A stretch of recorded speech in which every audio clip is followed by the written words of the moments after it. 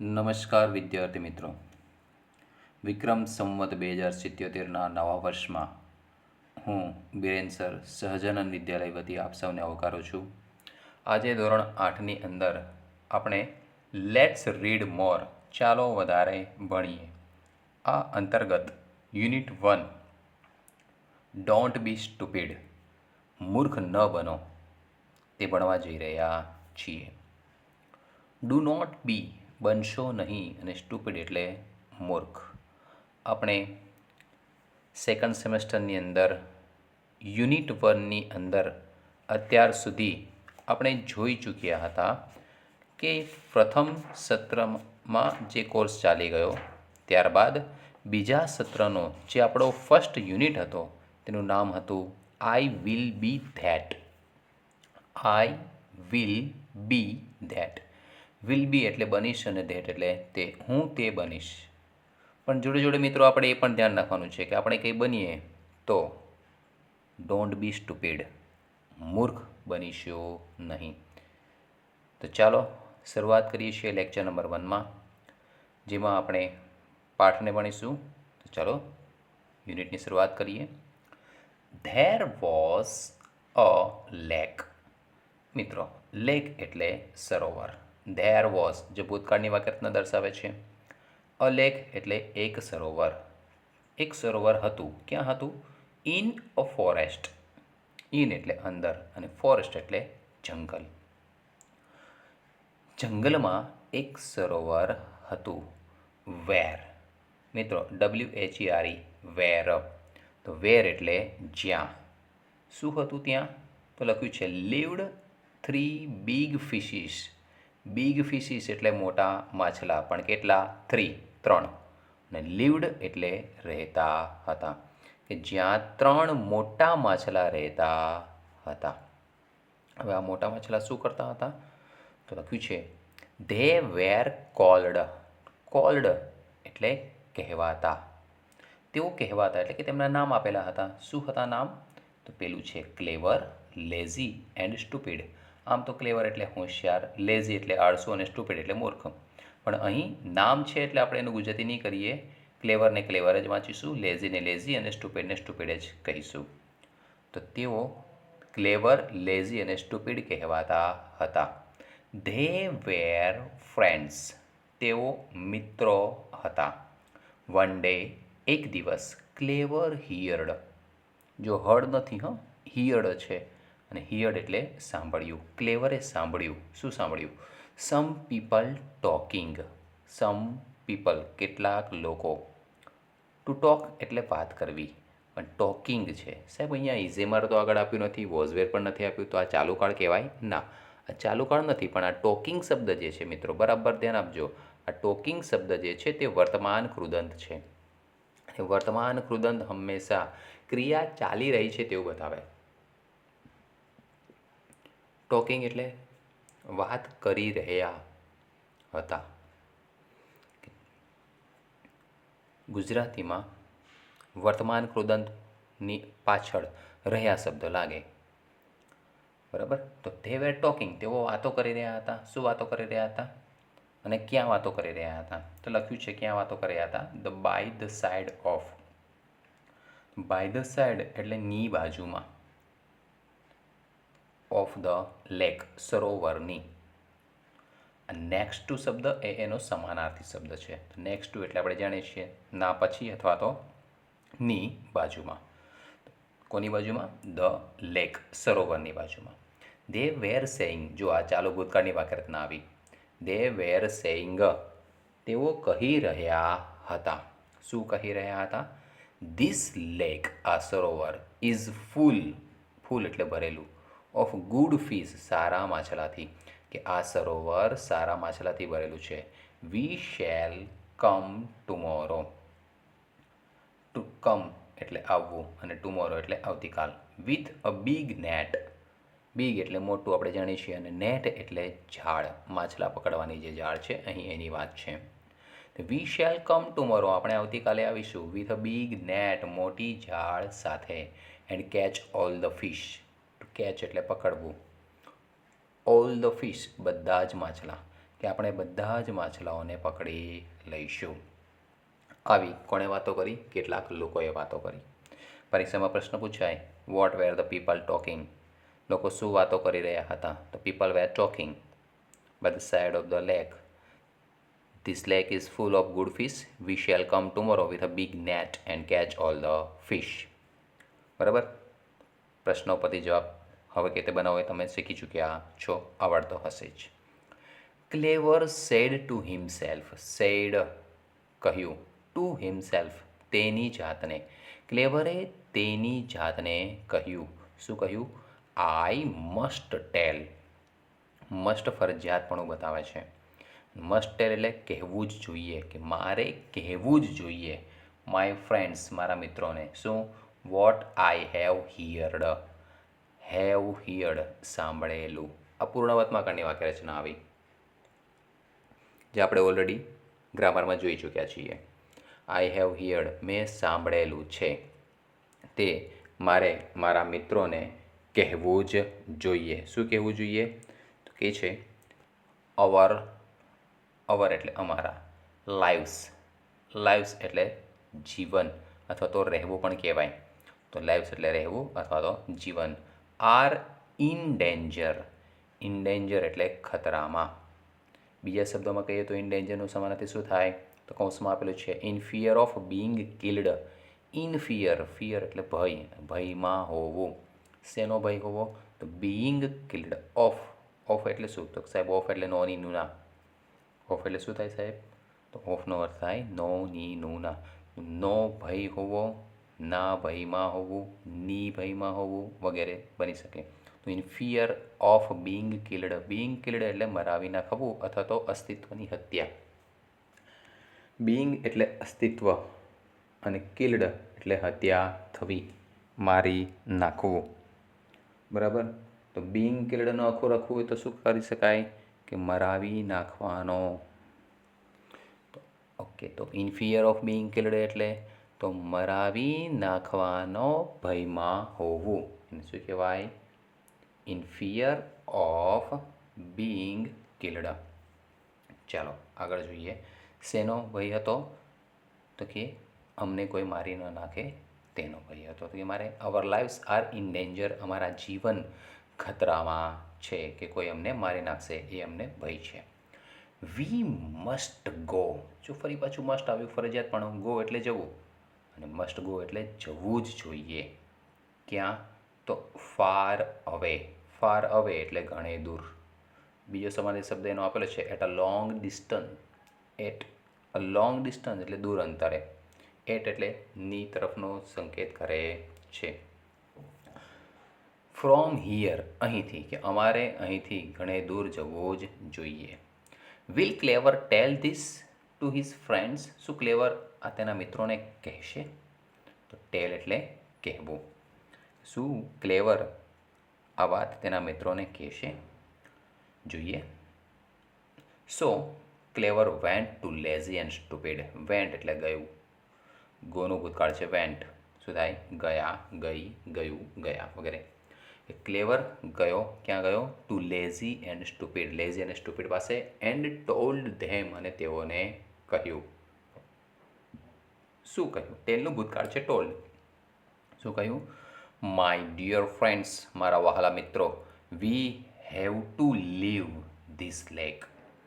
તો have to leave એટલે છોડી જવું જ પડશે. ધીસ લેક આ સરોવર. આપણે આ સરોવર છોડી જવું જ પડશે. કેમ? There are some bad men. સમનો અર્થ બે રીતે થઈ શકાય. વસ્તુ ગણી શકાય તેવી હોય તો અલગ અર્થ, અને ન ગણી શકાય તેવી હોય તો પણ અલગ. જો કોઈ વસ્તુ ન ગણી શકાય એવી હોય તો સમ એટલે થોડું, પણ જો વસ્તુ ગણી શકાય તેવી હોય તો સમનો અર્થ થઈ જાય કેટલાક, કેટલુંક. તો અહીંયા શું અર્થ લેવાનો છે? તો દેર આર સમ બેડમેન. કેટલાક માણસો ગણી શકાય ને. બેડમેન એટલે ખરાબ માણસો. બેડમેન એટલે ખરાબ માણસો. કેટલાક ખરાબ માણસો છે. Who are planning. પ્લાનિંગ એટલે આયોજન કરી રહ્યા. આર પ્લાનિંગ એટલે આયોજન કરી રહ્યા. શેનું આયોજન કરી રહ્યા છે? To catch us. કેચ એટલે પકડવું અને અસ એટલે આપણને, કે આપણને પકડવાનું તેઓ આયોજન કરી રહ્યા છે. વી હેવ ટુ ગો. સાહેબ અપૂર્ણવાત્મકળ છે? ના, અપૂર્ણવાત્મકળ નથી. હેવ ટુ ગો એટલે જવું જ પડશે. આ છે models. Must, can, should, May, might, આ બધા મોડલ શબ્દો છે જે આપણે ગ્રામરમાં શીખીશું. તો વી હેવ ટુ ગો અવે. અવે એટલે દૂર અને ક્વિકલી એટલે ઝડપથી. શું થશે? અવે એટલે દૂર અને ક્વિકલી એટલે ઝડપથી. આપણે ઝડપથી દૂર જવું જ પડશે. નાવ ડુ યુ થિંક, શું હવે તમે વિચારો છો, clever's friends will leave the place? Clever's friends, ક્લેવરના મિત્રો, વિલ લીવ, લીવ એટલે છોડીને જવું અને વિલ લીવ એટલે છોડી જશે. ધ પ્લેસ, પ્લેસ એટલે સ્થળ. શું તમે હવે વિચારો છો કે ક્લેવરના મિત્રો આ સ્થળ છોડી જશે? જોઈએ. બટ લેઝી સેડ, પણ લેઝીએ કહ્યું, આઈ હેવ લીવડ. જો આ પૂર્ણવાતમાં કળાવ્યું પાછું, હેવ લીવડ. સાહેબ હમણાં કેમ નહોતું? તો વચ્ચે ટુ પ્રત્યય હતો એટલે એ પૂર્ણવાતમાં કાળ કહેવાય નહીં. પણ અહીંયા હેવ પછી ક્રિયાપદનું ભૂતદંડ રૂપ સીધું જ આપેલું છે અને હેવ લીવડ એટલે રહેલ છે, રહેલ છું. બરાબર? કેમ છું? કારણ કે આગળ આઈ છે એટલા માટે હું છું બોલ્યો. આઈ હેવ લીવડ, હું રહેલ છું, હિયર અહીંયા, for a long. For a long એટલે લાંબા સમયથી. And don't want to leave this place. Do not want ઈચ્છતો નથી. શું નથી ઈચ્છતો? To leave this place. Leave એટલે છોડી જવું આપણે જાણીએ છીએ. ધીસ પ્લેસ આ સ્થળ, કે હું આ સ્થળ છોડવા ઈચ્છતો નથી. આ વાક્ય કોણ કહે છે? બરાબર યાદ રાખી લેજો. લેઝી આ વાક્ય કહ્યું હતું. શું? I have lived here for a long and don't want to leave this place. હું અહીંયા લાંબા સમયથી રહું છું અને આ સ્થળ છોડવા ઈચ્છતો નથી. લેઝી આ વાક્ય બોલે છે. હુ સેડ ટુ હુમની અંદર આ વાક્ય આવશે. કોણ બોલે છે અને કોણે કહે છે એની અંદર પૂછી શકાય. આગળ જોઈએ ચલો. Don't worry, do not worry. Do not worry એટલે ચિંતા ન કર. શેની ચિંતા ન કર? I will be safe here. I એટલે હું, વિલ બી તો વિલ બીનો અર્થ થાય હોઈશ અથવા તો હોઈશું. એકથી વધારે હોય તો હોઈશું અને એક હોય તો હોઈશ. શું હોઈશ? સેફ. સેફ એટલે સુરક્ષિત અને હિયર એટલે અહીંયા, કે હું અહીંયા સુરક્ષિત હોઈશ. તારે જોઈએ તો જોઈ લેજે, હું અહીંયા સુરક્ષિત જ રહીશ. કોણ કહે છે? લેઝી કહે છે. તો સાહેબ સ્ટુપિડે શું કીધું? તો ચાલો જોઈએ આગળ. એન્ડ સ્ટુપિડ સેડ, અને સ્ટુપિડે કહ્યું.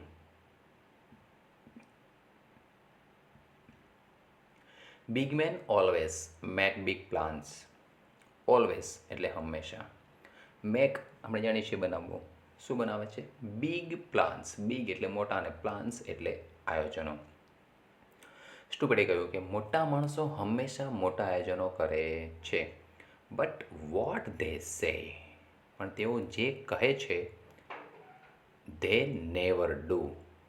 નેવર ડુ એટલે ક્યારેય કરતા નથી, કે તેઓ જે કહે છે તે તેઓ ક્યારેય કરતા નથી. They talk and talk of this and that.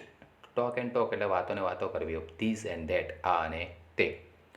this એટલે આ, that એટલે પેલું તે. તેઓ આ અને તેની વાતો કરે છે.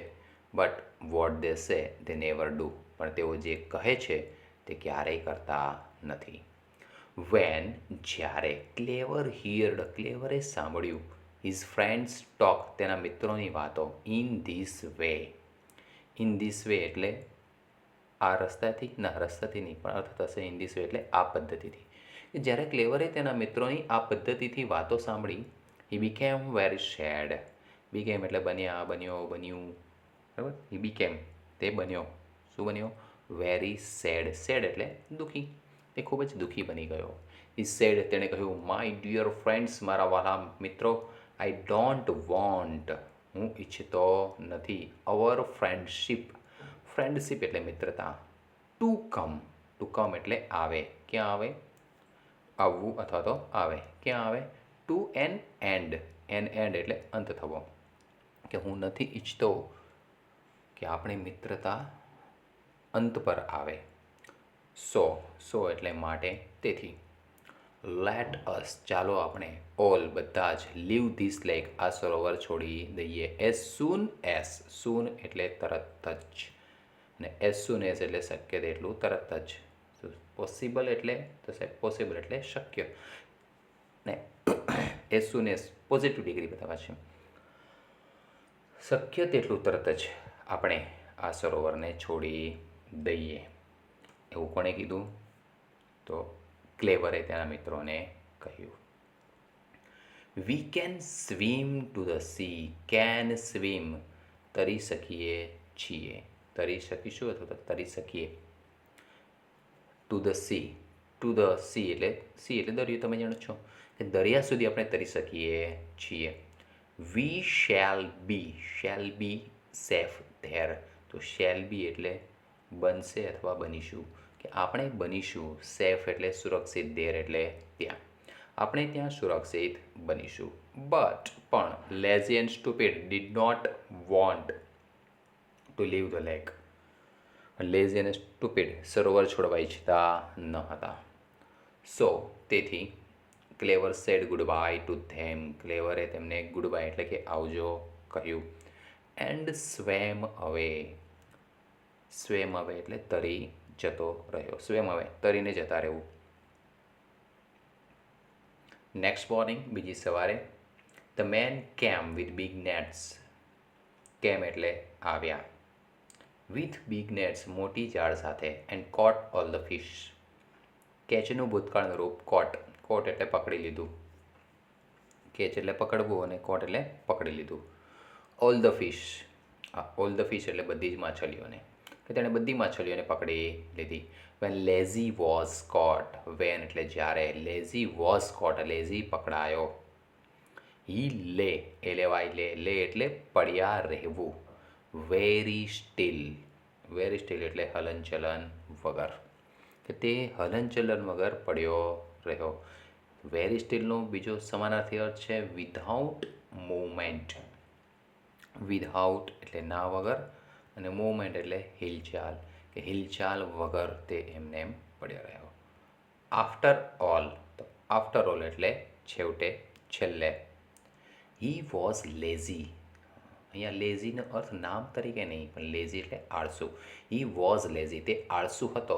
બટ નોટ સ્ટુપિડ પણ મૂર્ખ ન હતો. તો લેઝી એટલે આળસુ અને સ્ટુપિડ એટલે મૂર્ખ. તો આપણે પણ કદાચ આળસુ બનીએ તો વાંધો નહીં, પણ સ્ટુપિડ એટલે કે મૂર્ખ બનવાનું નહીં. ખબર હોય કે આપણે આટલું મોઢે કરવાનું જ છે, અને જો મોઢે ના કરીએ તો આપણે આળસુ તો છીએ જ, જોડે જોડે આપણે મૂર્ખામી પણ કરી રહ્યા છીએ, કે આગળના ધોરણોમાં બધું જ કામમાં આવશે. અત્યારે મોઢે નહીં કરીએ તો આગળ મહેનત વધી જશે. જો ડબલ મહેનત કરે તે આળસુનું કહેવાય નહીં. આળસુ તો કામ દૂર કરે પણ ઓછી મહેનતે, પણ જો પોતાની મહેનત વધારે તે મૂર્ખ કહેવાય. ઓકે, તો હી વોઝ લેઝી તે આળસુ હતો. બટ નોટ સ્ટુપિડ પણ મૂર્ખ હતો નહીં. He did not move at all. Did not move હલ્યો જ નહીં. ડીડ નોટ મૂવ એટલે હલ્યો નહીં. એટ ઓલ એટલે છેક સુધી. તે છેક સુધી હલ્યો નહીં. તો મિત્રો આજે આપણે અહીંયા સુધી રાખીએ છીએ.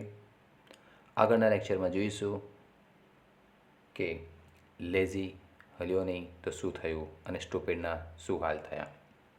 તો વધુ આપણે જોઈશું આવતા લેક્ચરમાં. ત્યાં સુધી જય ભારત, જય હિન્દ.